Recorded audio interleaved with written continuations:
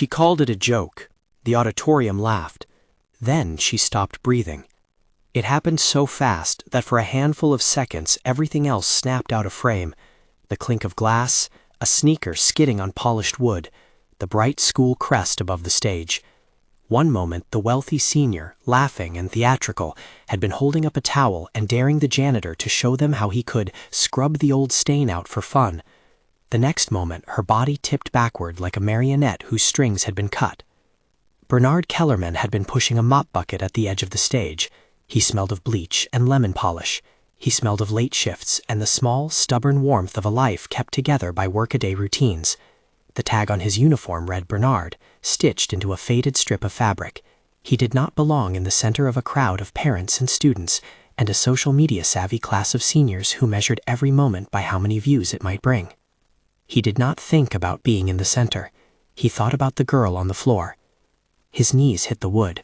The room's laughter stopped because there was nothing to laugh at. Phones rose like a field of metal flowers. A teacher shouted something incomprehensible. Someone barked, "Call 911." The word rose out of the noise, small and urgent and helpless. Bernard moved the way years of cleaning had taught him to move, purposeful, hands ready for whatever the surface threw at him. He put his palms flat at the girl's jaw, then her chest. He checked for a pulse. There was none. Her lips had a shade under the natural color that made the air stick in people's throats, a bruised, alarming blue. He cupped her head and tilted it as best he could. He told a student he didn't know to clear the space like a captain barking to a crew. He called out to no one and everyone, louder than the murmur and the clatter. He performed CPR. "Call 911, he said, as if saying the words made them real. He kept saying it until paramedics arrived. The rescue itself was a blur for the students, an awkward choreography of a man who had never been trained to stand on a stage in front of hundreds, and a class full of hands that had only ever practiced applause. For Bernard, it was as simple and as raw as the rest of his life had been. An emergency demanded action. There was no time for cameras or for the calculus of optics. There was only a collapsed girl, breath gone, and the responsibility he felt in his chest like a second heartbeat. They brought her back. The sound of the ambulance bay later, glass doors sliding open, the thrum of the transport gurney, still echoed in his ears for days. They gave her oxygen. They slapped monitors on wrists. Someone said she would be okay. Someone else said she'd had a seizure, maybe a bad allergic reaction, maybe something congenital she hadn't known about. Those were words for medical people, words that slotted into the spaces adults with titles knew how to fill. In the moment, there was the living fact. She had been brought back. And then, in the same hour, everything that mattered to Bernard began to crack open. A grainy still appeared online within 90 minutes. It was a single frame pulled from someone's shaky phone video. Bernard bent over the girl, his face close to hers, one palm pressing into her chest. The angle flattened everything. It froze a look, intense, intimate, misread, that 100,000 viewers could see in a tiny square and immediately supply with stories of their own. A caption accompanied it. Did he go too far? Followed by a question mark and 1,000 people who wanted an answer they could have without knowing anything. The first ripple was the cafeteria, then the parent texts, then the message threads with small, precise cruelty. Have you seen this? Gross. He should be in jail. Someone posted it with a headline that sounded like a verdict. Phones chimed in cafeterias and on buses and in classrooms. They added their own captions. They added outrage. At Harrington Preparatory, optics were a thing people treated like currency. The school's crest shimmered on plaques and acceptance letters. Donors' names bent the hallways. Teachers worried about liability. The head of school, Tyler Brigham, called a closed-door meeting before the day was out. He used the word protocol as if it were a shield. He asked soft, cautious questions into a room that had suddenly grown very quiet. When he spoke, his voice had the practiced evenness of someone who managed crises for a living. There's an allegation, he told the custodial supervisor, who had been watching the feeds with a nursing look of concern. We need to be careful. We need to protect all parties. For now, Bernard is suspended pending an internal review. Bernard had never been suspended from anything in his life. Suspension to him was a pause while a decision made by someone in a soft office would decide whether the work he had done for years, cleaning floors, emptying trash, flicking a stray dust mote from a desk, mattered enough to have him back at his mop bucket on Monday. They took him aside in a small, cold office with a window that overlooked the tennis courts, where, an hour ago, Seniors had posed for pictures with champagne-colored sashes. An administrator read him a form in clipped, neutral sentences. Bernard tried to ask questions that were practical. Will I get my pay? What about my schedule? And the forms slid between the questions like thin, forgetful barriers. You need to understand why we have to do this, the administrator said. It's about the appearance of impropriety. The family has been concerned. He heard the phrase and felt it like a stone in his throat. Appearance of impropriety. He had been doing the one thing he had always done, responding to someone in danger. And now an appearance, a single image taken out of motion, could turn hours of service into a narrative that mattered more than truth. That night, Bernard went home to a fourth-floor walk-up that smelled faintly of fried onions and something sweeter, a child's clay model left on the windowsill. He opened the door, and Molly, his 8-year-old, came to him with sticky hands and a drawing of 2 figures next to a mop. "Did you see on TV?" she asked in a voice older than her age, picking up on the shape of worry adults put in the air. Bernard sat at the tiny kitchen table and watched the screen of his neighbor's television for a while, because the cable still worked, and because seeing the girl's face lit on the screen made his chest ache. Local feeds had the same still. Comments scrolled like a weather pattern, stormy, judgmental. He tried to explain, carefully because he wanted his daughter to keep a child's image of him, but the words felt like fragile glass. "I did what anyone would do," he told her, setting out a bowl of rice.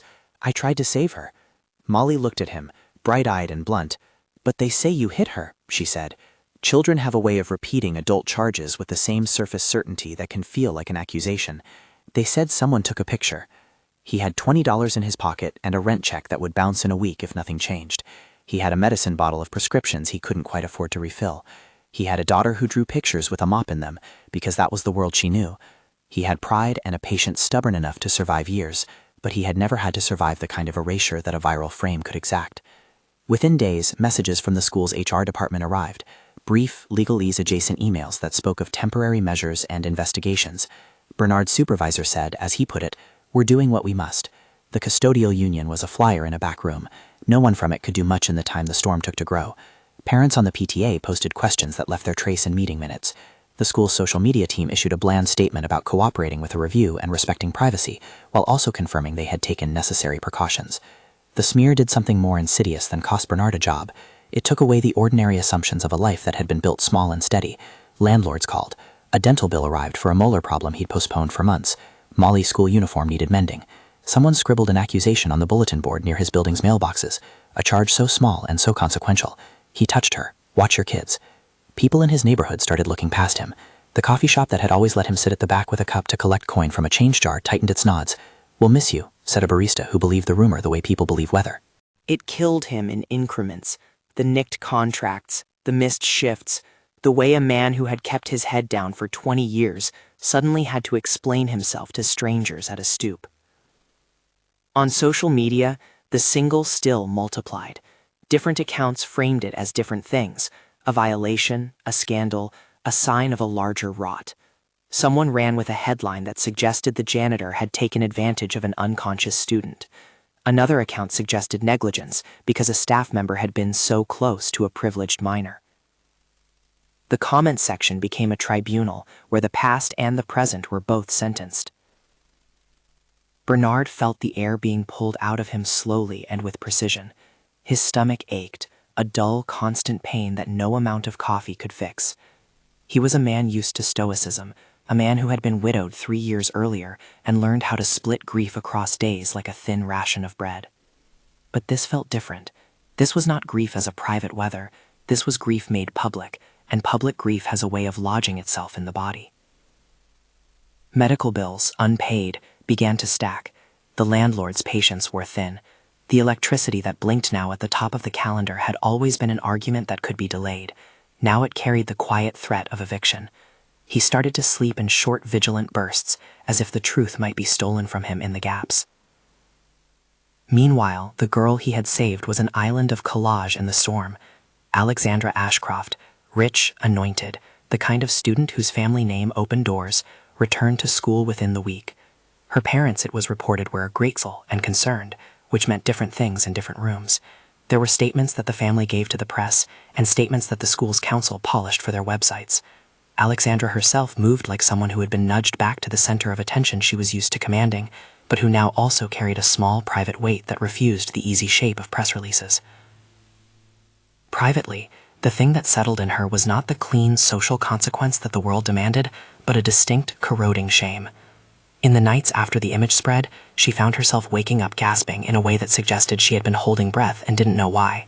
She replayed the afternoon, reconjuring the sound of Bernard's voice and the grit of the gym dust under his nails. She saw the way his jaw flexed when he pressed, his whole body doing what the moment asked of it, and then the still frame, rigid and unfair. The still frame did not tell the story, but it could decide her life and his with equal ease. At school, Alexandra noticed the way people looked at Bernard now, with suspicion, with the preceding certainty that something scandalous had happened. She noticed it, then told herself not to. The human brain has an economy of attention. She could spend hours at tutor meetings and community events. She could let the silence stand. She did not, at first, speak in public. She was advised, by a legal counsel quietly present in her parents' drawing room, by a family that had long negotiated the contours of reputations, to maintain privacy, to avoid statements that could become fodder. The advice was practical, the kind that made reputations durable. Let things settle. The instinct, from the outside, looked like reticence. In the interior of the Ashcroft house, it looked like damage control. People who had long cultivated the language of protection know how to file their emotions under risk management. But private voices have a way of rearranging a life. Guilt is not a card you can fold and tuck away neatly. It sits in a pocket and burns. Alexandra began to look for the footage. She didn't want headlines, she wanted to see the truth. She imagined that seeing it would be a kind of baptism. The frame would resolve into motion, and every misreading would fall away like film in the wash. What she found was worse and better than a single photograph. The full footage, minutes of it, showed the instant she collapsed, the way Bernard's hands went to work without hesitation, the way he kept talking in a low, steady voice that the camera could not quite capture, because the room was full of other people shouting. It showed him blocking the cameras with a shoulder, guiding students away, the way his shoulders trembled with exertion. It revealed the messy, human truth. This was a man trying to drag someone back into the world against a clock. As she watched, the sound seemed to peel things back. She stopped the clip at several points, rewound, watched again. The image that had been peddled by strangers, a single frozen frame that implied intent, was unmasked as accident and urgency in motion. The footage did not erase the image's immediate power, but it did expose its falseness. The single still had been a liar. The tape was a clearer witness. Her chest tightened until it hurt. The sensation that had been hovering in her like a bad dream took the shape of a decision. She could do nothing and watch a man lose everything for a moment she had not controlled. Or she could act. There were practical problems she could foresee. Her parents would bristle. Their name was a shield most days and a leash on other days. They had fostered relationships with the school's board. They cultivated the right kinds of denials when necessary. They were not heartless, they were strategic. A reputation's repair requires their consent as often as it requires courage. But guilt is not something that fits into neat strategies, and seeing Bernard's face in motion had turned whatever the headline said into a personal obligation. She made a list the way people make lists before they do difficult things. Go to the footage archive, request formal copy, decide on terms of disclosure. She made phone calls with a trembling politeness that betrayed the urgency behind them. Her fingers hovered over numbers she had always been told were there to be used when necessary. For the first time in a long while, she felt wealth as a tool, as a responsibility not to be deferred. The decision was not theatrical. It was small and stubborn. She would find Bernard. She would see what had become of him. She would tell the truth as she had seen it, in motion and not as a flattened lie. If reparations were necessary, she would make them. She would stand where the single frozen frame had failed to stand. She did not know, as she clicked on the phone to call a number listed in an old directory, what the consequences of her action would be. She did not know whether the school would resist, or whether parents would object. She did not know whether the man she was trying to help would receive her as an errand of conscience, or as a messenger from the family that had almost undid him. That was where the story hung, gathered behind a single, decisive breath. The auditorium had emptied out. The phones had stopped chirping in the halls. But on the small scale of lives, there was no emptying, only a shuddering accumulation. A man on the edge of losing everything, a child who watched her father's world tilt, and a student who had been saved and now wrestled with what saving meant. Before she could move, there were other forces at work. At Harrington, the school's PR council had been busy. The single still had worked like beer spilled on cloth. It stained possibilities. Internally, Tyler Brigham convened another meeting where the word liability arrived with the weight of a gavel. He spoke with a caution that was not cruelty but calculation. "We have to protect the school," he said. "We have to be seen to act responsibly." In the corner, an assistant slid a tablet his way. An onslaught of commentary pulled into neat graphs. The graph favored speed over truth. A couple of concerned parents sent messages privately. "We're worried about safety." Others called for instant dismissal. If the tarnish of a photograph could wear away a man's dignity, then the machinery of institutional risk could finish the job. Administrators checked boxes: suspension, investigation, internal review, and the boxes became landmarks on Bernard's shrinking map of stability. He watched as opportunities vanished, as trust evaporated from everyday faces. He took the suspension notice home, folded like a small death certificate. In his kitchen, with Molly fidgeting on his lap and the television murmuring low, he realized how quickly the scaffolding of life could be dismantled. "I did what I had to," he told her again, because he wanted her to understand that the core of him was intact, that bravery was a thing people could see in emergency, but that courage at home was quieter. He put his hand on her hair and felt the comforting small warmth that came back when a child returned trust. The next morning, a flyer stapled to the community board at the neighborhood store contained drips of rumor. He had friends who called and then apologized for having called, voices that had been unsure. He fielded a phone call from a human resources person who asked for a meeting where the phrase misconduct was used with the same precision as a scalpel. Bernard's hands trembled while he wrote out the check that would pay a week's worth of bills. The tremor was not from the exertion of laceating. It was from the slow attrition of being made invisible, and then visible only as a target. On the other side of the city, Alexandra sat in her parents' study with the footage running on the laptop, the light from the screen making small reflections on the mahogany. She could have left it be. Instead, she printed frames. She circled the ones that mattered. She sent a quiet message to a teacher she trusted, and the teacher, who had been in the room, replied with a short, human note. "I saw it. You did what you needed to do. Tell the truth." But the truth, she found, is not always a political force. It is a moral one. The moral decision had to move through strategy, through confrontation, through the slow machinery of power. She felt that like an ache. Bernard, meanwhile, did not understand yet that the person he had saved was feeling responsibility as a literal physical pull. He understood only that his life had been complicated into shards. He would soon discover more layers of that splintering: a lost contract for weekend work, the dentist calling again, the neighbor who avoided eye contact. He would soon find a letter on his door that mentioned non-payment and listed steps that made the world feel increasingly narrow. And yet there was something about that morning that did not feel final. The fact that someone had captured the full footage meant there was a hinge in the story. A hinge can swing the other way. A hinge can open. Alexandra placed the last frame in an envelope that did not feel like it would be enough. She did not yet know how to use the envelope. She had money, she had influence, she had a name that could nudge the school's bureaucracy like a hand on a door. But she also had to find Bernard first. She located an address through a phone book that was slightly out of date, a fourth-floor walk-up in a neighborhood that smelled like takeaway curry and old newspapers. It was the sort of address people had once laughed about and then stopped laughing out because sometimes addresses are where truth lives. She scribbled the directions on a small piece of paper and folded it into her palm like a talisman. At the same time, at the school, a different kind of talisman was being polished. Tyler Brigham convened a short team: legal counsel, a risk officer, and a PR operative who wore a face like a shield. "If she speaks, we will have to be ready," he said. "We need to manage messaging. We need to secure evidence. We need to ensure community safety while we proceed." The language was precise. The aim was protection. For some, that meant protecting the truth. For others, it meant protecting reputations. Word traveled in a brittle way. The story of the still frame had become a weather pattern that did not care for the people under it. In cafeterias, in online threads, people decided on a story and then acted as if the story were an unbreakable law. Bernard's world tightened as the pressure built. The school's HR department requested his keys, then told him his access badge had been deactivated. He walked the familiar corridors on a weekday without a badge and experienced his presence there as illicit. He scraped together what he could in the evenings, dusting off contract work he had done for a catering company.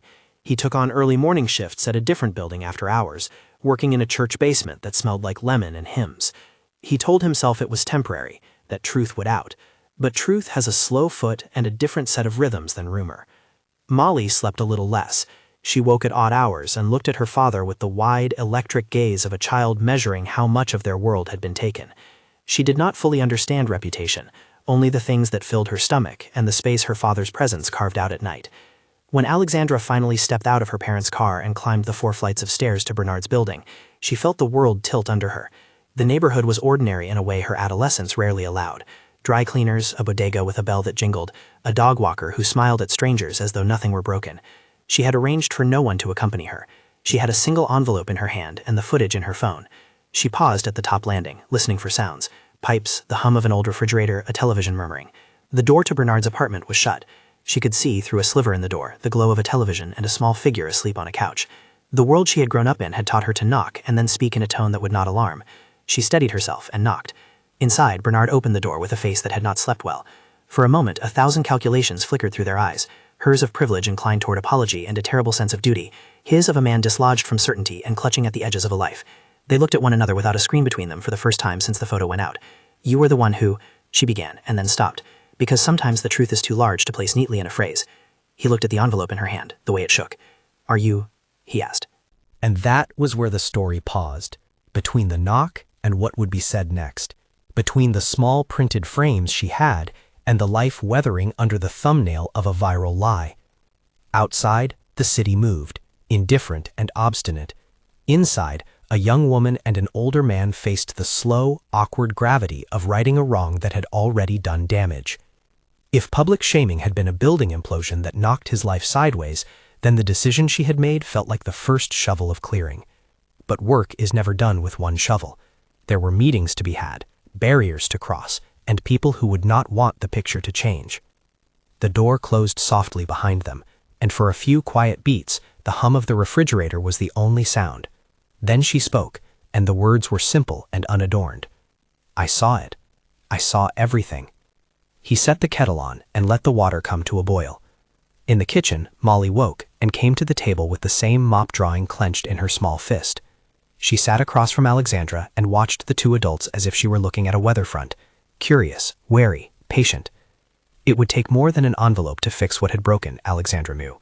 It would take time, and public will, and courage. But it was a start. Outside, in a school office that smelled faintly of lemon polish and policy, leaders typed messages and placed calls into the careful wires of influence.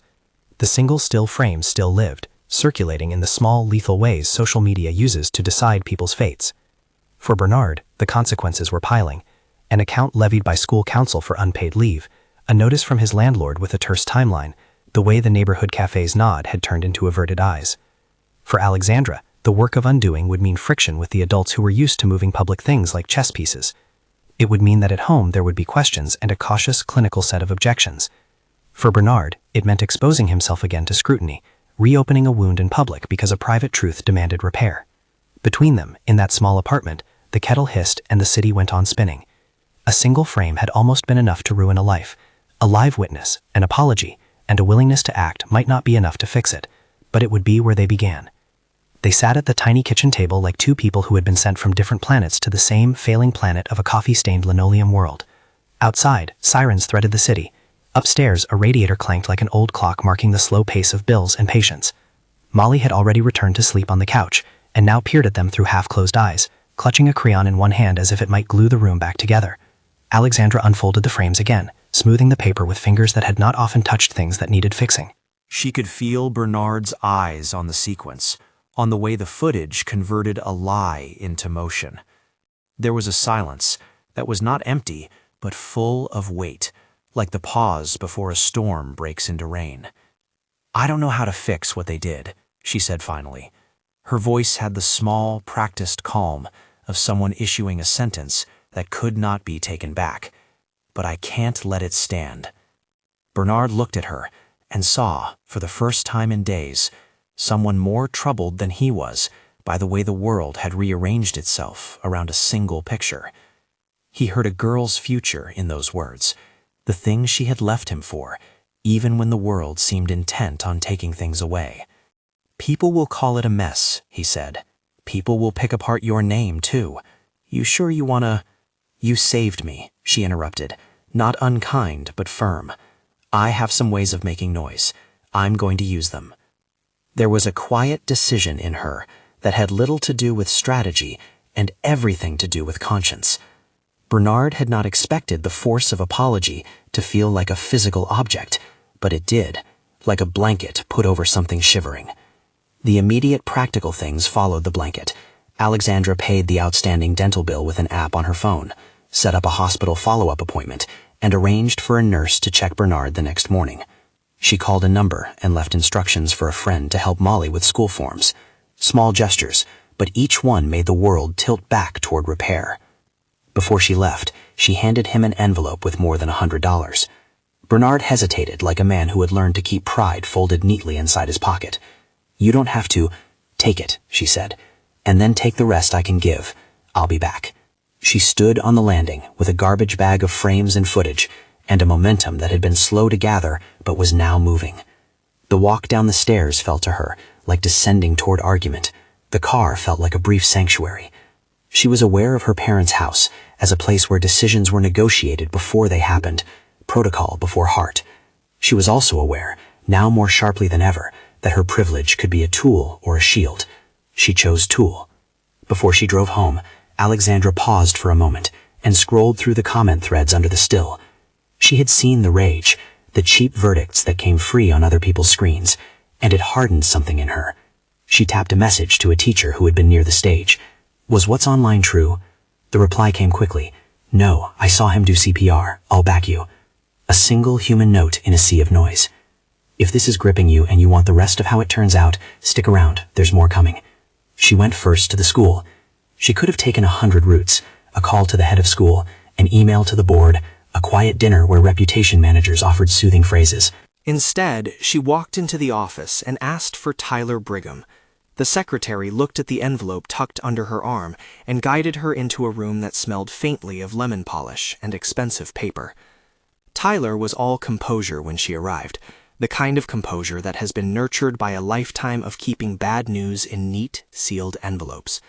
He listened to her speak and shifted a little when she named Bernard by his full name. His hands folded on the mahogany desk as if he could fold the story into neat parts and seal it away. "We're conducting a review," he said. "We have to protect the school. You must understand the pressures we face from donors and parents. There's a lot at stake." Alexandra watched his face for signs of difficulty, as if watching for cracks in a vase. "Do you think we should let a viral still decide a life?" she asked. "You have the footage in your archive. Show it. Let your review be honest. Don't hide what proves a man saved my life." Tyler inhaled the institutional air, slow, measured. He used the word process until it sounded like a spell. "Our counsel advises caution," he said. "We need to be certain before any public statement." For him, certainty meant insulation, litigious buffers, sanitized documents, the slow-moving machinery of PR that could blunt a blow, but often left the people it landed on more bruised than before. For Alexandra, waiting felt like complicity. Word went out quickly once she pushed, first to a few teachers, then to a local reporter who had a reputation for following stories that involved unequal power, then to the parents who had only hours earlier been quick with their outrage. Alexandra made a choice to go public in a way that would be careful but decisive. She did not want to create more spectacle. She wanted to reframe the spectacle already made. At the same time, Bernard was waking more slowly into a world where help arrived in forms that felt unfamiliar. A nurse from the urgent care checked him with professional efficiency, blood pressure, an insistence that he needed to rest, a pill to steady him that he took with the slight bewildered gratitude of a man suddenly being cared for as if he mattered. The neighbor Janet brought over a casserole that smelled like potatoes and comfort. She sat with Molly while Bernard slept for an afternoon that felt like an early spring in the middle of winter. Janet had been a quiet witness since the photograph went viral. She had watched the way faces shifted in the neighborhood, the eager tut-tutting, the avoidance, and she had protested quietly with small, stubborn acts, buying groceries and leaving them at Bernard's door, planting a pot of herbs on the windowsill to make the place look lived in and not abandoned. She also kept an eye on the school's feeds, and what she saw there worried her, a steady drip of commentary and a bland, bureaucratic statement that did not say much and said it with the force of a whitewash. When Alexandra's video surfaced, not a sensational release, but a carefully edited clip that showed the moments leading up to and immediately following the collapse, with context and testimony from a teacher, some of the fog began to lift. The clip was not a dramatic leak, it was a controlled showing intended to correct the record. It made space for nuance, Noise in the room, people recording, the frantic, public chaos of a CPR event. It showed Bernard as he'd been, focused, physical, and fully engaged in the work of keeping someone alive. For many viewers, motion corrected a lie. An image can be deceptively compact. Motion is more insistently human. Friends who had been ambivalent found themselves shifting. Parents who had been ready to sign petitions thought twice. The local news that had once run the still as a clickbait slide began to air the footage and call for measured responses. But institutions do not collapse their own defenses lightly. Tyler convened his own small war room. He did not want donors frightened, not because donors were cruel, but because their fear could collapse budgets and programs that fed school scholarships. He was protective of the school as an institution, yes, but also of a livelihood for thousands who relied on its continuity. That made him cautious in a way that could be cruel to the individual. "You can't have a statement that looks like an admission," he told his counsel. "The narrative matters." His counsel nodded and translated that into legalese. "We must be prepared for external counsel for potential claims." Against the institutional reticence, Alexandra's choice to bring the footage to a small local press conference produced a public pressure that was hard to ignore. She asked the teacher who had been present to provide testimony on the record. The teacher's voice was modest and steady. "He did everything he could," she said. "He pulled students away from the scene. He stayed with her until help arrived." A parent who had once snapped at Bernard in the grocery store approach sat in the second row and watched the footage. He rubbed his hands together and mouthed a small apology that no microphone would catch. Social media shifted tone. The outraged posts were still there, but now balanced by people asking, why did the school suspend him first? Where was their urgency for fairness? When the footage was shown to the head of school and the board, the internal review accelerated. "We need to correct the record," the board minutes would later say, bluntly, clinically. They also initiated an internal review into how the still had been circulated and why the school had reacted in the way it had. Tyler bristled. Institutions rarely like to examine their reflexes, but pressure can be a kind of moral lever. The Suiver's anatomy revealed itself as the inquiry scratched it. The grainy still had been shared by a student influencer in the auditorium's back row. Someone in a rush to a trending clip had captioned it without context. It spread. Someone else, an anonymous account that became a loud chorus, amplified the worst possible reading. The school's social media team, reacting to the volume and not yet to the evidence, posted a bland statement promising cooperation with an investigation. That bland statement was read by others as confirmation, and rumor telescoped into accusation. There were also quieter revelations. A security camera on a stairwell had captured footage that showed how Bernard had shielded the scene, physically making a space away from cameras and onlookers. The time-stamped file existed in an internal archive.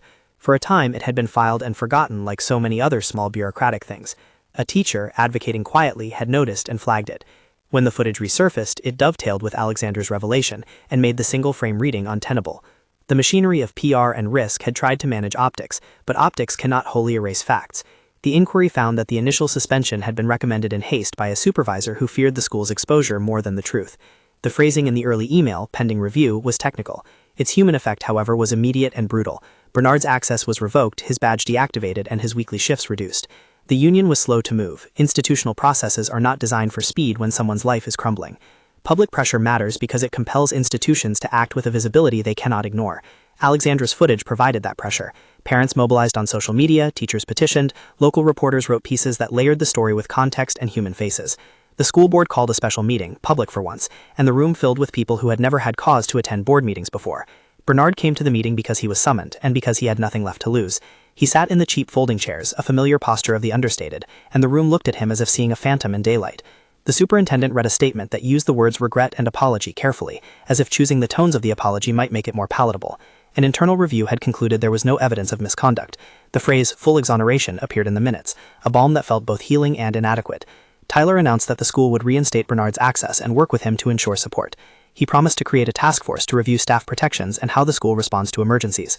It sounded like a lot, too much perhaps, for a man whose life had already been pocked by loss. Bernard listened. He heard Tyler's voice and the board's measured language, and thought of the small, tangible things he had lost. Shifts cut, a notice from the landlord, a dental bill that still sat on the counter. Exoneration in the abstract is not enough. Money, health, stability are built out of action. Alexandra did not allow the moment to be only symbolic. She moved the conversation toward reparations and concrete aid. At the meeting, she described what she had seen and told the room that she had arranged medical appointments for Bernard and paid some immediate bills. She proposed a specific form of tangible reparation: temporary housing support while he secured stable work, funding for medical bills, and a position that would give him a voice in policy, an on-staff liaison role representing custodial and support staff in the school's decision-making. "People like Bernard keep this school running," she said quietly in front of cameras and chairs. "They deserve a voice, not a scapegoat." There was resistance. Administrators worried about precedent. "We need to be careful about setting expectations of financial responsibility," someone whispered into a microphone. A parent, one whose donations sustained a scholarship fund, raised a hand and asked if this was being rushed. Tyler replied that change took time, but Alexandra pushed. She used the leverage that felt right: public pressure, a story with faces, and her refusal to be dismissed as just another teenager with a film on her phone. In the end, the school agreed to a package that, while imperfect, would address immediate harms: a temporary housing stipend, coverage for outstanding medical and dental bills, restored pay for the time Bernard had been suspended, and a formal apology that would be posted to the school's public channels. They would also create a committee to recommend staff protections and emergency response protocols with staff participation. There were limitations. The school would not promise promotions or permanent salary increases without review, and it could not promise legal outcomes in a way that bound the board. But the institutional machinery had, for once, been moved in a direction that favored repair. Even when institutions do the right thing, the cost is not undone in an hour. Bernard had lost more than money. He had been robbed of a quiet dignity that is only regained slowly. When the first check arrived, he sat at his table and stared at the numbers as if they were an unfamiliar language. The money paid down immediate debts. The house did not feel wholly safe yet, but bills closed, and the landlord moved from curt letters to a more deferential tone as the school's involvement became public. There was a human ledger in play too. People who had been quick to judge now offered apologies in awkward texts. A woman who once avoided eye contact in the grocery store waited with her cart as Bernard approached, and then said in a voice thick with guilty relief, "I'm sorry, I believed something that wasn't true." Bernard accepted the apology, in that small, careful way people accept apologies, without fanfare, but not without noticing the weight lifted. The smear campaign also had a life of its own to answer for. The student who had posted the still faced school discipline. The account that amplified the story was suspended by the platform after complaints that it had intentionally misrepresented the footage. A few people who had shared the image and contributed vitriol stepped back when confronted with the footage, but others never recanted. The internet is a place where threads not and do not always come undone. Inside the school, the PR operative who had responded hastily to the viral image was reassigned. The legal counsel issued a memo promising better protocols for handling crises. Tyler, who had spent days balancing liability and truth, sat in his office and watched the footage again, seeing his own hesitation reflected back. He would later tell a colleague that the moment had felt like a necessity to learn what the word people meant in the school's language of stakeholders. The city's press covered the story for a week, and that week was enough to change some things. Fundraising letters that once prioritized glossy brochures now included a paragraph about staff dignity. A small donor, whose name had never been known outside quiet checkbook receipts, came forward and offered to underwrite a staff emergency fund. The move was not spectacular, it was practical. It made a difference. For Bernard, restoration came in fits.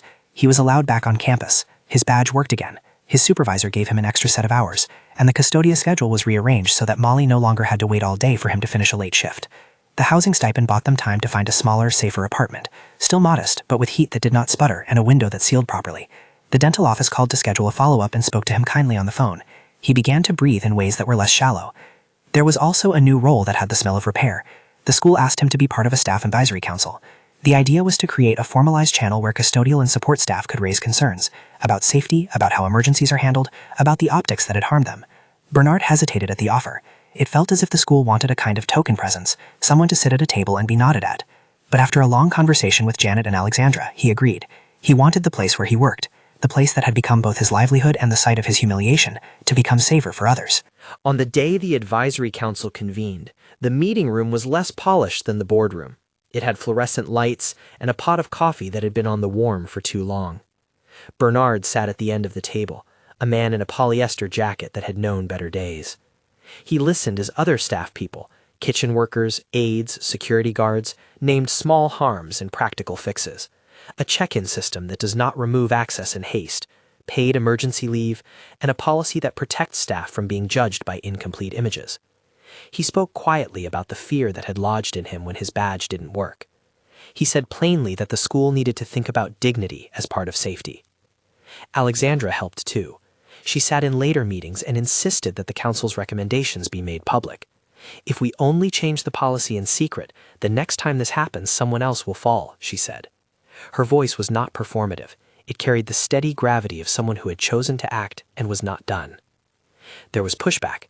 Some on the board fretted about precedent and budgets, but each conversation added a small brick to policy. A stipend fund was established, staffed anonymously so people could receive help without public spectacle.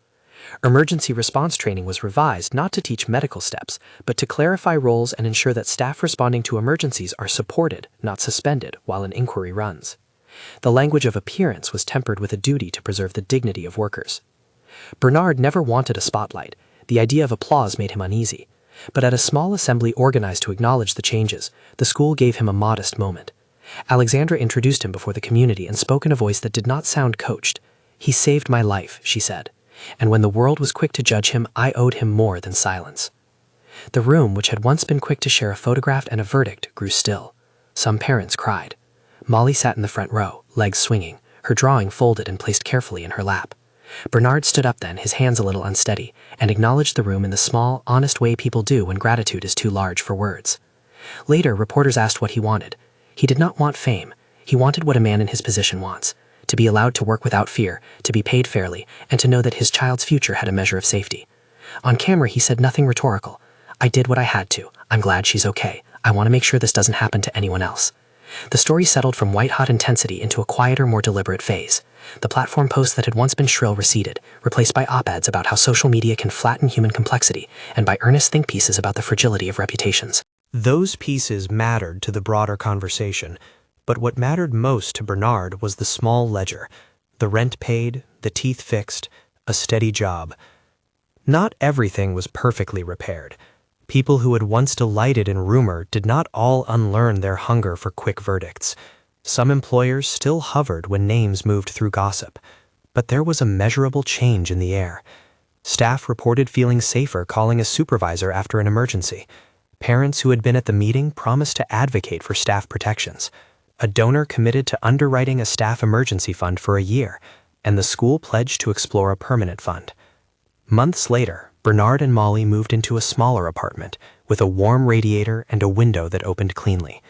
The moving boxes were not an edict of victory so much as a sign that a steady life could be rebuilt. Molly taped her mop drawing on their fridge next to a new photograph. Bernard in his custodial jacket, standing beside Alexandra at the assembly, where he had accepted the school's apology. On the kitchen table, a small stack of mail no longer carried terse notices. At home, with the new rhythm of Tuesdays off and more predictable hours, Bernard started to find small spaces where he could breathe without calculation. He mended Molly's torn school uniform without thinking too hard about the cost. They ate more meals together, simple, steady. There were trips to the library and a new ritual of walking hand in hand to the corner store for an inexpensive pie on Friday nights. These things were quiet victories. Alexandra did not rest on what she had done. She continued to advocate for structural changes, scholarships, staff funds, and a program that introduced a paid liaison position for custodial staff. She worked with a small committee to create a curriculum on media literacy for students, an effort to make young people aware of how a single frame can reshape reality. She met with the school board to discuss the ethics of posting images from school events and the responsibilities that come with a networked community. There were personal reconciliations too. Alexandra's parents, having seen the harm caused by a rush to judgment, offered their own quiet support. They made a modest donation to the staff emergency fund, a gesture that mattered because it rewired a family's reflex from detachment to accountability. It was not grandiose, it was practical and, in its modesty, meaningful. For Tyler, the experience was a lesson in institutional humility. He remained the head of school but spoke differently in meetings about the human dimension of policy. He would later say that the most useful thing he learned was how fragile the presumption of safety can be when an institution values optics above people. He did not become a saint overnight. He remained human, prudent, cautious, but less willing perhaps to let a single image do damage before the facts had been found. There were smaller, quieter reckonings. The student who had posted the still felt the weight of being part of someone's life unmade, and then worked with administrators on a restorative process that included public apology and media literacy training. The influencer account that amplified the image issued a retraction online. Some people responded with grace, others did not. The internet remains a place of complicated human impulses. At the center of the story, the most human repair was the relationship that developed. awkward and unexpected, between Bernard and Alexandra. They did not become fast friends. That would be too neat for what had happened. Instead, there was a careful, mutual recognition. She owed him a truth she would not let go, and he owed her a measured forgiveness that came slowly. Once, on a cold morning, walking down the avenue toward the school where he was now a fixture again, Alexandra surprised him by handing Molly a package of new crayons. Molly hugged the box as if it were treasure, and then looked up at the woman who had become both her father's savior and a persistent advocate. "Thank you," Bernard said, quietly, in a way that carried the weight of everything that had passed between them. "You were the one who did the hard work," she replied. "I just made sure people knew."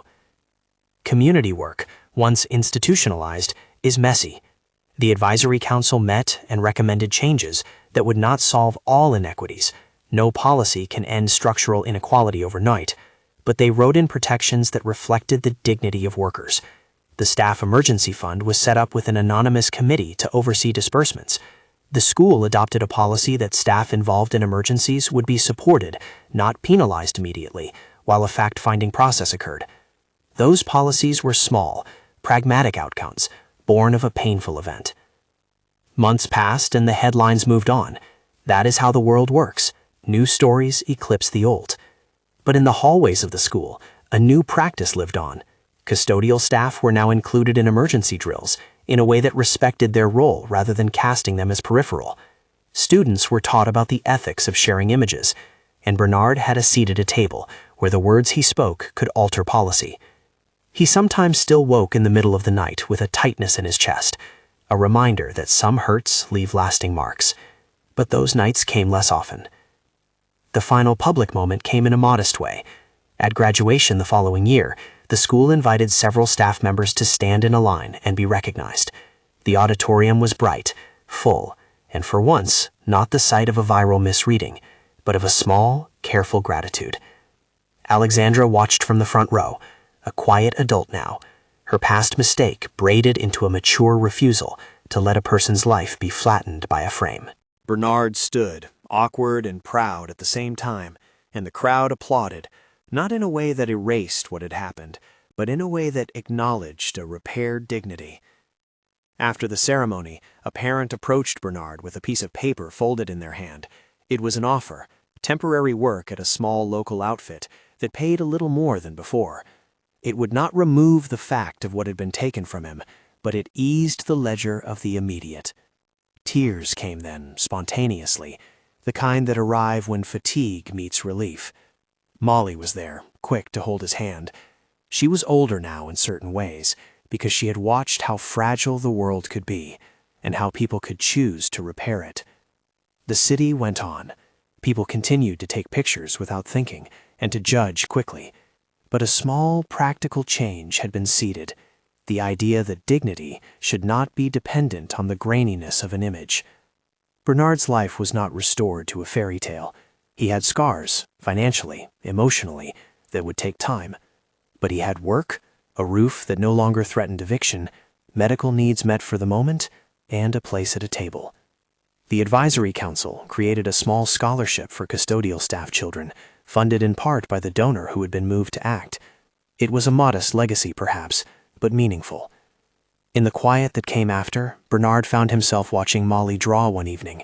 She was focused, small tone between her lips in concentration, coloring a scene of a classroom where a janitor and a student smiled at each other. He smiled. The image was not the world had seen in that viral still. It was a fuller picture, one that contained motion and breath and the small, ordinary acts that make a life. Alexandra, months into her advocacy work, would sometimes pass the window of the small apartment and see Bernard mopping the stoop, humming under his breath. She would wave. He would nod, cautious in the way of someone who had once been exposed by a picture and now had to learn how to accept the world's small kindnesses again. When the school's new policies were written into a brief handbook, it included a sentence that, for a tiny moment, felt like penance turned into practice. Staff responding to emergencies are to be supported and protected from rushed disciplinary measures pending a thorough review. It was not rhetorical theater. It was a small stitch in the fabric of institutional behavior. At night, Bernard would sometimes sit at his kitchen table and turn the envelope that had once held Alexander's frames into a small, deliberate talisman, an object not of paper, but of the fact that someone had chosen to act.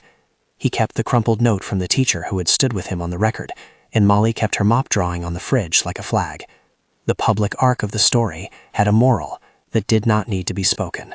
The apothegm was built into the arc itself. A life was almost ruined by a single image and then saved by a person who chose to stand in motion rather than hold still. But the deeper moral resided in the small, persistent actions: medical bills paid, housing arranged, a policy changed, a council convened, that shifted a life back toward dignity.